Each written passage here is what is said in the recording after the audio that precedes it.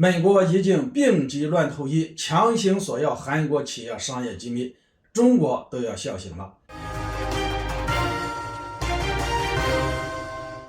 大家好，我是肖玉华。从中美贸易战开始，双方彻底撕破脸之后，美国对于中国半导体产业的封锁可以说是极其严格。而在这之后的一段时间，我们可以看到韩国、日本他们的半导体产业开始全面的政治化，形成了一个以美国为首的对华半导体封锁线。然而最近韩国突然发现了一个问题，在美国暂时无法取胜的情况下，白宫下手的对象居然变成了自己。这个消息来自于美国商务部，在当地时间3月27号，美国商务部制定全新的法案《芯片与科学法案》。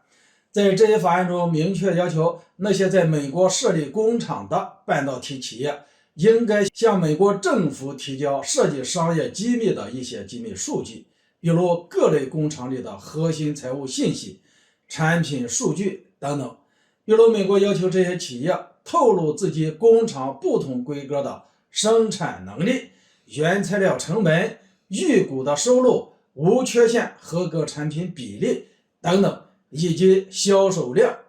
而非常讽刺的是，在当时美国要求日本、韩国的半导体企业搬到美国本土去的时候，说的却完全是截然相反的话。韩国的金融新闻就在报道中愤怒地指责美国白宫无视宪法和国际规则，对韩国企业进行经营干涉，强行让半导体企业把这种机密数据上传，一旦泄露给英特尔之类的美国半导体企业，三星和 SK 海力士必定遭到致命性的打击。原本以为对中国的一套组合拳，结果伤害全落在韩国自己身上了。不过很明显，青瓦台方面对此保持了沉默。在去年下半年，当时美国向蔡英文政府施压，要求把台积电搬到美国本土。在搬迁之后，很快就有台积电的工程师在网上曝光，美国在事前承诺的东西完全没有做到，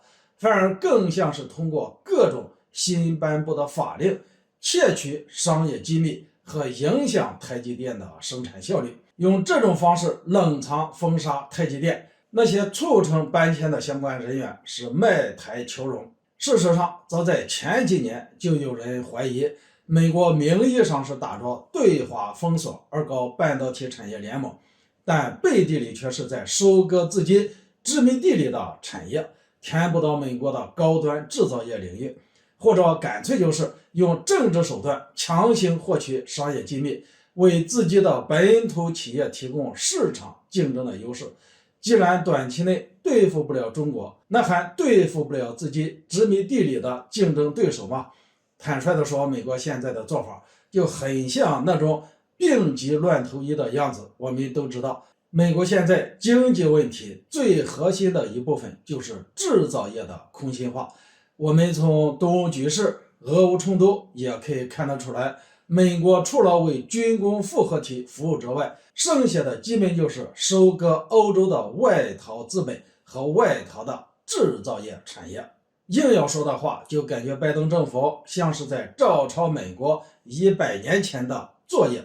但是直接照抄作业是否有用呢？我觉得不太可行的。虽然说从短期看，美国利用这些搞半导体产业联盟的方式打击了自己的竞争对手，为美国的企业提供了更多的市场空间，但在这背后实质上是损害美国公信力为代价。那些原本准备外逃的资本和产业流向美国的可能性大大的降低。